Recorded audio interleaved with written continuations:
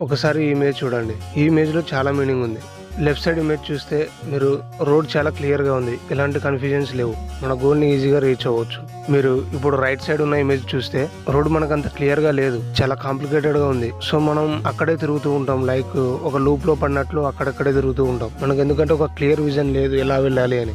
Same as మన life కూడా ఇంతే. మీకు కూడా ఒకటే గోల్ ఉండాలి. లైక్ స్ట్రైట్ రోడ్ లాగా. మీరు దాని మీదే కష్టపడాలి. దాని గురించి కొత్తగా తెలుసుకోవాలి. దాంట్లోనే కొత్తగా ఇంప్లిమెంట్ చేయాలి. ఒకవేళ మీరు దాంట్లో ఫెయిల్ అవుతే నేను ఎందుకు ఫెయిల్ అయ్యానా అని రీసెర్చ్ చేసి మళ్ళీ ఇంప్లిమెంట్ చేయాలి.